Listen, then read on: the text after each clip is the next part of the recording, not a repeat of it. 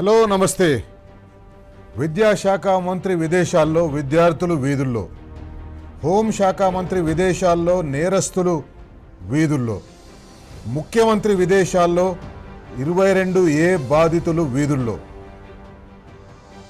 వీళ్ళందరూ వీధులకు వస్తుంటే రాష్ట్రంలో కాంగ్రెస్ పార్టీ సృష్టించిన సమస్యల వల్ల ముఖ్యమంత్రి రేవంత్ రెడ్డి క్యాబినెట్ అసంబద్ధ నిర్ణయాల వల్ల ప్రజలందరూ రోడ్ల మీదకి వస్తుంటే ముఖ్యమంత్రి విదేశాల్లో విహారయాత్రలు చేస్తున్నాడు. ముఖ్యమంత్రి విదేశాలు తిరుగుతున్నాడు. ముఖ్యమంత్రి ఢిల్లీ తిరుగుతున్నాడు. కానీ రాష్ట్రంలో కాంగ్రెస్ పార్టీ అధికారంలోకి వచ్చిన తర్వాత సృష్టించబడ్డ సమస్యలను పరిష్కరిస్తందుకోసం మాత్రం ఎవరూ లేరు. రాష్ట్ర ప్రజలు క్యాబినెట్ వైపు చూస్తున్నారు. రాష్ట్ర ప్రజలు ముఖ్యమంత్రి వైపు చూస్తున్నారు. ఈ సమస్యలు ఏమైనా పరిష్కరిస్తారేమో అని. ఎందుకంటే ఈ సమస్యలన్నీ ఇంతకుముందు లేవు. కాంగ్రెస్ పార్టీ అధికారంలోకి వచ్చిన తర్వాత వచ్చిన సమస్యలు. కళ్యాణి లక్ష్మి సమస్యనే తీసుకుందాం. దాదాపుగా 13 లక్షల మందికి తెలంగాణ వచ్చిన తర్వాత ఏర్పడ్డ తొలి ప్రభుత్వం కళ్యాణ లక్ష్మి చెక్కులను నిరాఘంటంగా పంపిణీ చేసింది. కానీ ఈరోజు ఒక కొత్త సమస్య వచ్చింది. రాష్ట్రంలో పాలిటెక్నిక్ విద్యార్థులు ఇంతకు ముందెప్పుడూ కూడా రోడ్లెక్కలేదు. ఆ విద్యార్థులు డిప్లొమా చేస్తుంటారు. వాళ్లకు రోడ్లెక్కే అవసరం రాకుండా సమైక్య రాష్ట్రంలో ఉన్న ప్రభుత్వాలు కానివ్వండి, తెలంగాణ రాష్ట్రం ఏర్పడ్డ తర్వాత వచ్చిన ప్రభుత్వం కానివ్వండి, పాలిటెక్నిక్ విద్యార్థులను రోడ్ల మీదికి రానియకుండా చేసిండ్రు. రోడ్ల మీదికి వచ్చే అవసరం లేకుండా చేసిండ్రు. కానీ ఈరోజు పాలిటెక్నిక్ విద్యార్థులు కూడా రోడ్లెక్కిండ్రు. ఆయుష్ డాక్టర్లు, BAMS, BHMS, BUMS, యునాని డాక్టర్లు, ఆయుర్వేద డాక్టర్లు, హోమియో డాక్టర్లు వాళ్ళు కూడా రోడ్ల మీదకి వచ్చిండ్రు. విద్యాశాఖ మంత్రి విదేశాల్లో ఉన్నాడు. ఆయుష్ డాక్టర్ల కోసం స్టైపెండ్ పెంచుతామని కాంగ్రెస్ పార్టీ అధికారంలోకి రాకముందు చెప్పింది. అధికారంలోకి వచ్చి దాదాపు 3 ఏళ్లుగా వస్తున్న వాళ్ళ స్టైపెండ్ ఊసే ఎత్తుతలేరు. ఇంకా 22A బాధితులు. ఇది కూడా కాంగ్రెస్ పార్టీ అధికారంలోకి వచ్చిన తర్వాత సృష్టించిన ఒక కొత్త సమస్య. భూ దందా చేస్తందుకోసం సృష్టించిన ఒక కొత్త సమస్య. ఆ సమస్య మీద కూడా అనేక మంది ఈరోజు వీధులలోకి వచ్చిండ్రు. వీధులలోకి వచ్చి కొట్లాడుతున్నారు. ఇట్లా కాంగ్రెస్ పార్టీ తన అసమర్థ పాలన వల్ల, కాంగ్రెస్ పార్టీ మంత్రిమండలి తన అసమర్థ పాలన వల్ల ఈరోజు ప్రజలు రోడ్లెక్కే పరిస్థితి తీసుకొచ్చింది. అందుకే ఈరోజు మనం బరాబర్ అడుగుదాం, అసలు రాష్ట్రంలో పరిపాలన ఉందా? రాష్ట్రంలో పరిపాలన లేదు అని కాంగ్రెస్ పార్టీకి సంబంధించిన నాయకులే చెప్తున్నారు. ఎంతసేపు పదవుల మీద యావదప్పిస్తే ప్రజలకు మేలు చేయాలనే ఆలోచన కాంగ్రెస్ పార్టీకి లేదు. నడుస్తున్న పథకాలను అమలు చేసే స్తోమత లేదు, అమలు చేసే సోయి లేదు. కొత్త పథకాలు అటక్కెక్కించిండ్రు. ఒక్క కొత్త పథకం కూడా ల్యాండ్ అయితే లేదు. ఒక్క కొత్త పథకం కూడా పూర్తి స్థాయిలో అమలైతే లేదు. ఇది ఈరోజు రాష్ట్రంలో ఈరోజున్న పరిస్థితి. ముందు మనం ఈ కళ్యాణ లక్ష్మికి సంబంధించిన అంశం మీద మాట్లాడదాం. కళ్యాణ లక్ష్మి అంశానికి సంబంధించి హైకోర్టు ఈ నెల 9వ తేదీ నాడు ప్రభుత్వం కౌంటర్ వేయడంలో జాప్యం చేయడం వల్ల, కౌంటర్ వేస్తందుకోసం నెల రోజులు టైం తీసుకొని కూడా కౌంటర్ వేయకపోవడం వల్ల హైకోర్టు కళ్యాణ లక్ష్మి షాదీ ముబారక్ మీద స్టే విధించింది. కళ్యాణ లక్ష్మి షాదీ ముబారక్ చెక్కులు ఇవ్వద్దు అని చెప్పింది. ఆ కేసు ఈరోజు మళ్ళా హైకోర్టు ముందలు వచ్చింది. వాస్తవానికి సెప్టెంబర్ 9వ తేదీ నాడు రావాలి. కానీ ప్రభుత్వం ఆ స్టే ఎత్తేయించడం కోసం, ఎందుకంటే ప్రజల నుంచి తీవ్ర వ్యతిరేకత వ్యక్తమవుతుంది. నిన్న మొన్న మనం చూసినాం, బీఆర్ఎస్ పార్టీ నాయకులు, బీఆర్ఎస్ పార్టీ ఆధ్వర్యంలో రాష్ట్రంలోని మహిళలు రోడ్లెక్కిండ్రు. మహిళలు కాంగ్రెస్ పార్టీ నాయకులను నిలదీసిండ్రు. మహిళలను కాంగ్రెస్ పార్టీ నాయకులను బరాబర్ అడిగిండ్రు, ఎందుకు ఏ ఆటంకము లేకుండా సాగిన ఈ పథకం మీరొచ్చిన తర్వాతనే ఆటంకాలు ఏర్పడుతున్నాయని బరాబర్ అడిగితే కాంగ్రెస్ పార్టీ వాళ్ళని రక్షించుకోవడం కోసం వాళ్ళని రక్షించుకోవడం కోసం ఈరోజు హైకోర్టులో ఒక కౌంటర్ దాఖలు చేసిండ్రు. ఆ కౌంటర్ దాఖలు చేసిన దాని మీద హైకోర్టు చాలా సీరియస్ అయింది. పూర్తి వివరాలు లేకుండా కౌంటర్ ఎట్లా వేస్తారని ప్రభుత్వ తరఫు అడిషనల్ అడ్వకేట్ జనరల్ని కోర్టు ప్రశ్నించింది. ఇంతకుముందు చెప్పినట్టుగా కాంగ్రెస్ పార్టీకి కళ్యాణ లక్ష్మి, షాదీ ముబారక్ పథకాన్ని అమలు చేసే సీరియస్నెస్ లేదు. కోర్టులో కౌంటర్ కూడా సక్రమంగా ఇయ్యలేదు. ఎందుకంటే వాళ్లకు ఈ పథకం ఆగిపోవాలి. ఎందుకంటే ఈ పథకం చూస్తే ప్రజలకందరికీ, ఈ పథకం లబ్ధిదారులకందరికీ కేసీఆర్ గుర్తొస్తున్నాడు. కేసీఆర్ గుర్తు రావద్దు అంటే ఏం చేయాలి? ఈ పథకాన్ని ఎట్లయినా ఆపేయాలి. ఈ పథకాన్ని ఎట్లయినా ఆపేసి మళ్ళీ ఇందిరమ్మ పేరో లేకపోతే సోనియమ్మ పేరో లేకపోతే ఇంకో కాంగ్రెస్ పార్టీ నాయకుని పేరో పెట్టి ఈ పథకాన్ని మళ్ళా వేరే రూపంలోకి తీసుకురావాలనే ఒక కుట్ర కాంగ్రెస్ పార్టీ చేస్తుంది. హైకోర్టును స్టే ఎత్తేయమని చెప్తే ఎత్తేసేలేదు పోండి అని చెప్పింది. సంక్షేమ పథకాల కోసం మీరు నిధులు ఎట్లిస్తున్నారు అని హైకోర్టు ప్రశ్నిస్తే ఆ ప్రశ్నకు జవాబు లేకుండా వీళ్ళు కౌంటర్ దాఖలు చేసింది. ఇది కాంగ్రెస్ పార్టీ చిత్తశుద్ధి. పాలిటెక్నిక్ విద్యార్థులకు వద్దాం. పాలిటెక్నిక్ విద్యార్థులు యంగ్ ఇండియా నా బ్రాండ్ అని ముఖ్యమంత్రి రేవంత్ రెడ్డి గొప్పలు చెప్పుకున్నాడు.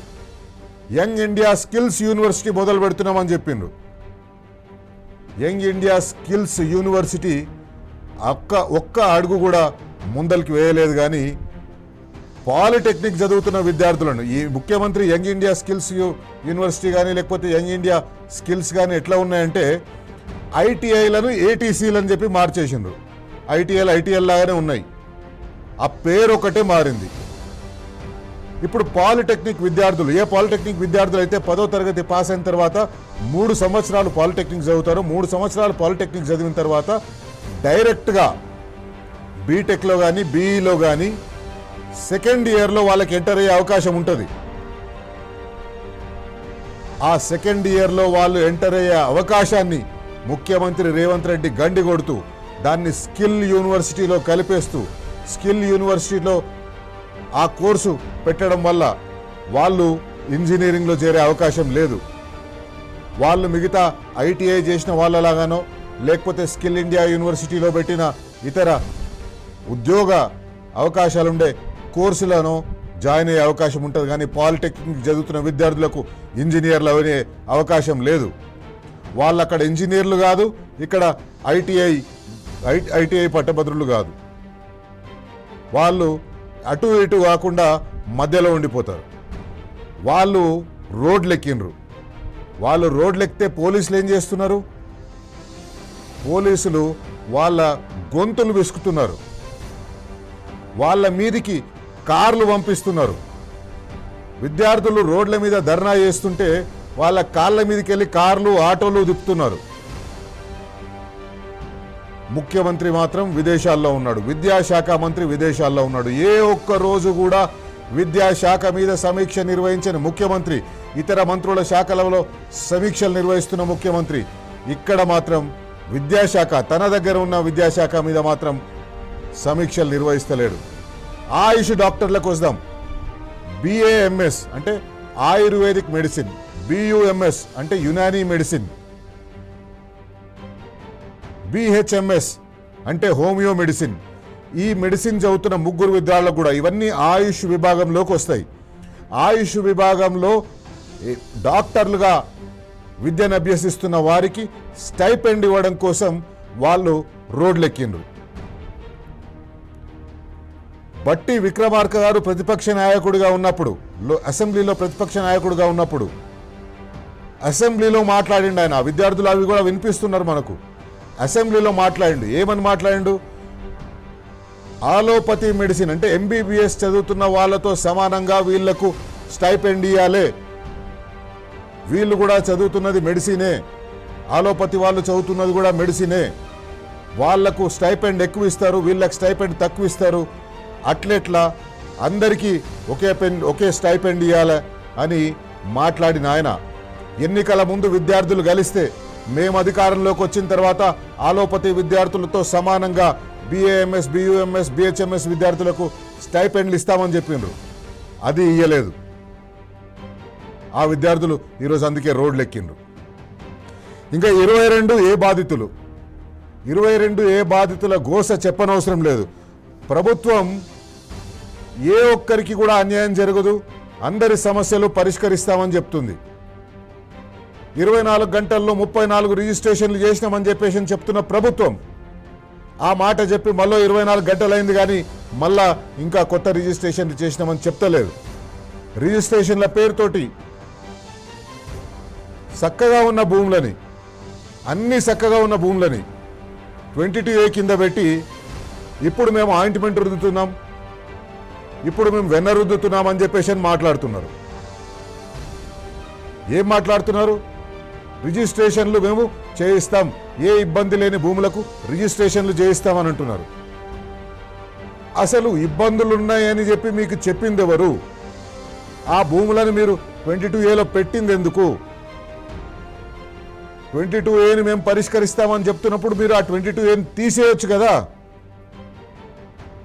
ఆ 22Aని తీసేసి ఒకవేళ మీకు నిజంగానే ఏవైనా ప్రభుత్వ భూములు దాంట్లో ఉన్నాయనిపిస్తే మీరు ఒక నోటిఫికేషన్ ఇచ్చి ఆ సర్వే నంబర్లో ఉన్న బాధితులందరి దగ్గర నుంచి పబ్లిక్ హియరింగ్ లాగా పెట్టి వాళ్ళ వర్షన్ తీసుకొని మీరు అది 22Aలో పెట్టవచ్చు కదా. కానీ పెడతలేరు. ఎందుకంటే ఆ భూముల మీద పొంగులేటి శ్రీనివాసరెడ్డి కళ్ళు పడ్డాయి, ఆ భూముల మీద ముఖ్యమంత్రి సోదరుల కళ్ళు పడ్డాయి. 22Aలో పెట్టి ఆ రైతుల దగ్గరికి పోయి, ఆ భూ యజమానుల దగ్గరికి పోయి బేరసారాలు పెట్టి 50-50 అగ్రిమెంట్ చేసుకోండి, ఒప్పుకోండి, లేకపోతే మీ భూములు 22Aలో నుంచి తీయరు అని వాళ్ళ మీద ఒత్తిడి పెట్టి భూములు నొక్కేసే కార్యక్రమాన్ని మొదలుపెట్టిండ్రు. వీళ్ళందరూ MRO ఆఫీసుల చుట్టూ, కలెక్టర్ ఆఫీసుల చుట్టూ తిరుగుతున్నారు. MRO ఆఫీసుల దగ్గరికి పోతే కలెక్టర్ ఆఫీస్కు పొమ్మంటున్నారు, కలెక్టర్ ఆఫీస్కు పోతే MRO ఆఫీస్కి రమ్మంటున్నారు. 30% కమిషన్ ఇస్తే బ్రోకర్లు మేము మీకు ఈ పని చేసి పెడతామని బ్రోకర్లు తిరుగుతున్నారు. BRS పార్టీ వాళ్ళకందరికీ అండగా ఉంది. ఒక ఆయన చక్కగా చెప్పిండు, MRO ఆఫీస్కు పోతే లేదా కలెక్టర్ ఆఫీస్కు పోతే సొప్ప ఏందే ఆవు పాలిస్తుందా అన్నాడంట. అంటే సొప్ప వేయాలి. మన అధికారులు బర్రెలు,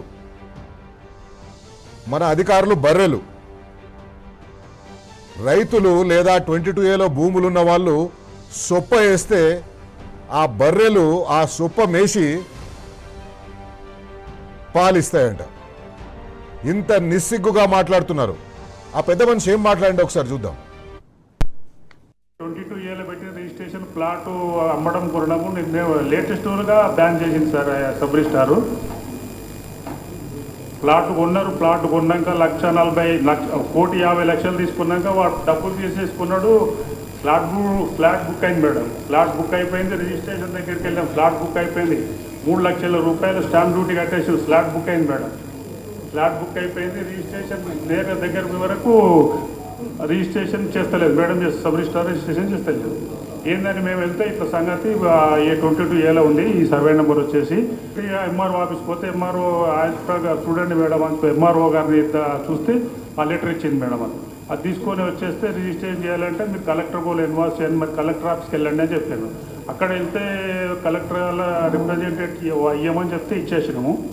ఇచ్చినాక తర్వాత మళ్ళీ పోతే ఏమంటున్నారు, ఎవరో వేరే మీడియేటర్లు ఎవరో పేరు తెలియదు తన తానే ఎవరు, ఏమైంది ఎట్లా అయిందంటే ఇట్లా సంగతి అని విషయం చెప్పిన సార్, అంతా చెప్పినాను నేను. చెప్తే సొప్పేస్తే బర్రె పాలిస్తా అని చెప్తుండ ఆయన.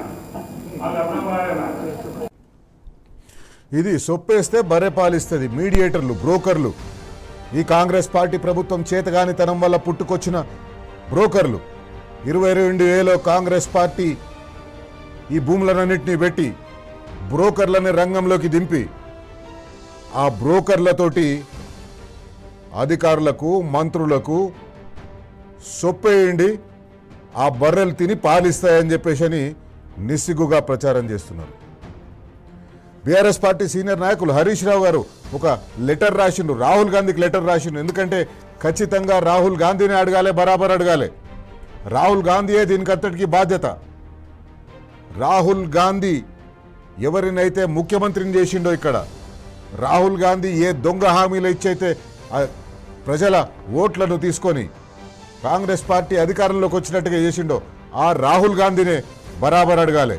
హరీష్ రావు గారు లేఖ రాసిండు రాహుల్ గాంధీకి. ఏమయ్యా రాహుల్ గాంధీ, ఏం చేస్తున్నారు, మీ రాష్ట్రంలో మీకేమైనా సోయి ఉన్నదా, మీకేమైనా తెలుస్తున్నదా అని ప్రశ్నిస్తూ లెటర్ రాసిండు. ఆయన ఒక 6 డిమాండ్లని రాహుల్ గాంధీ ముందర పెట్టిండు. రాహుల్ గాంధీ దీన్ని చూస్తాడని నేను అనుకుంటలేను.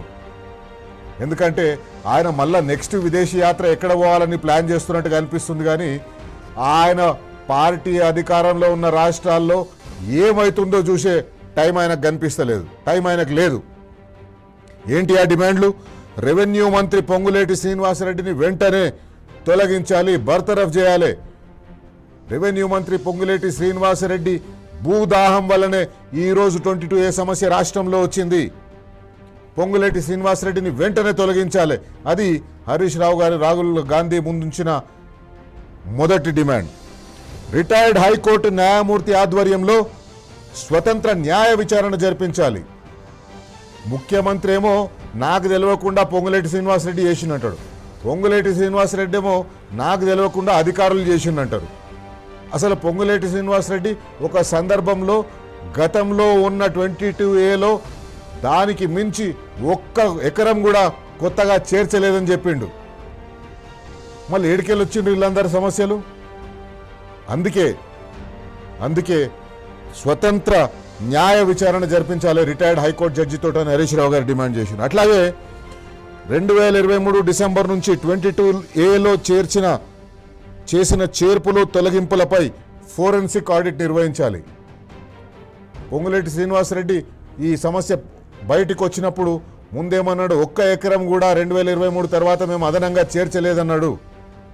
ఎస్, ఒకవేళ మీరు చేర్చలేదు అనంటే ఒక ఫోరెన్సిక్ ఆడిట్ని మీరు ప్రకటించండి. హరీష్ రావు గారి 4వ డిమాండ్ ఏంటంటే దిందులో వచ్చిన అవినీతి ఆరోపణలపై ఈ బ్రోకర్లు 22A బాధితుల దగ్గరికి పోయి బ్రోకరేజ్ చేయడం మీద ఒక స్వతంత్ర దర్యాప్తు జరిపించాలి. ముఖ్యమంత్రి రేవంత్ రెడ్డి గారు మీరు అంటే సిట్టు, ఆ అంటే సిట్ అంటారు కదా, దీని మీద సిట్ వేసే ధైర్యం ఉందా? ఎందుకు వేస్తలేరు సిట్టు? ఎందుకంటే ఆ బ్రోకర్లందరూ మీ మనుషులే, ఆ బ్రోకర్లందరూ పొంగులేటి శ్రీనివాసరెడ్డి మనుషులే. ఆ బ్రోకర్లందరూ మీరు చెప్పినట్టుగా, మీ అన్నదమ్ములు చెప్పినట్టుగా, పొంగులేటి శ్రీనివాసరెడ్డి చెప్పినట్టుగా ఆటలాడుతున్నారు. అందుకే దాని మీద సిట్ వేసే ధైర్యం మీకు లేదు. చట్టబద్ధమైన భూమి యజమానుల హక్కులకు రక్షణ కల్పించాలి.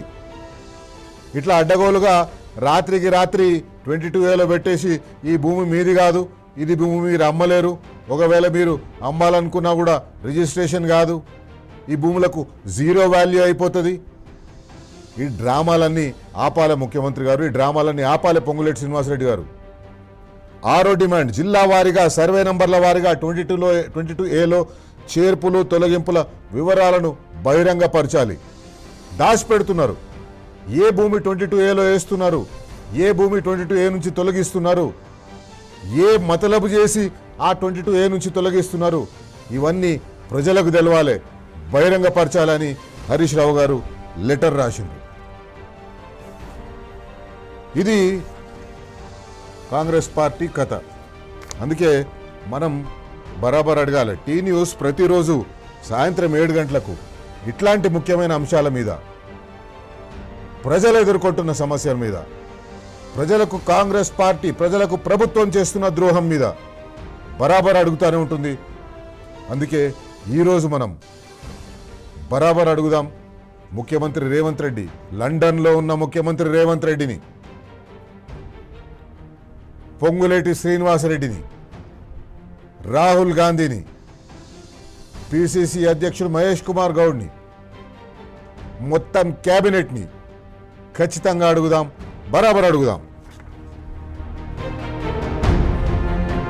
ముఖ్యమంత్రి రేవంత్ రెడ్డి గారు రాత్రికి రాత్రి ప్రజల ఆస్తులను 22Aలో పెట్టి తప్పు జరిగిందన్నారు కదా, మరి నిషేధ జాబితా నుంచి తీసేయనికే.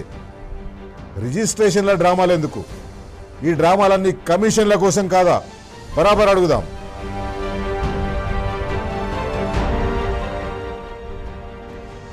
సొప్ప వేస్తేనే బర్రె పాలిస్తుందని మీ ఏజెంట్ చెప్తున్నారంట కదా. ఇక్కడ బర్రెలెవరు? అధికారంలో కూర్చున్న బర్రెలెవరు? పాలిచ్చే బర్రెలెవరు? రైతుల దగ్గర, పేదవారి దగ్గర, మధ్యతరగతి వారి దగ్గర సొప్ప పేరుతోటి మీరు పైసలు వసూలు చేసి మీ బ్రోకర్లు ఆడిందే ఆట పాడిందే పాట చేస్తున్నారు. మరి సొప్ప వేసినందుకే మీరు 34 రిజిస్ట్రేషన్లు జరిగినాయన్నారు కదా. ఆ సొప్ప వేసినందుకే 34 రిజిస్ట్రేషన్లు చేసిండ్రా? లేకుంటే ఆ వివరాలు ఎందుకు ఇస్తలేరు? బరాబర్ అడుగుదాం.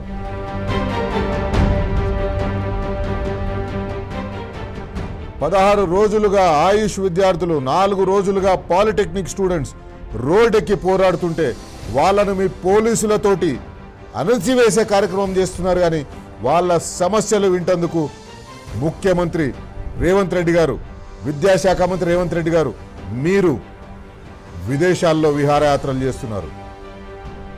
ముఖ్యమంత్రి రేవంత్ రెడ్డి గారిని బరాబర్ అడుగుదాం. ఈ పాలిటెక్నిక్ స్టూడెంట్స్ ఈ 16 రోజులుగా ఆయుష్ విద్యార్థులు చేస్తున్న ఆందోళన మీ చెవిలో పడతలేదా? బరాబర్ అడుగుదాం.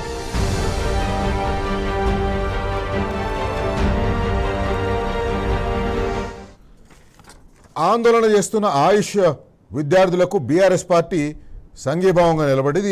ఈరోజు బీఆర్ఎస్వి విద్యార్థి విభాగం మొత్తం పాలిటెక్నిక్ విద్యార్థులకు అండగా నిలిచింది. కేటీఆర్ గారు భరోసా ఇచ్చిండ్రు.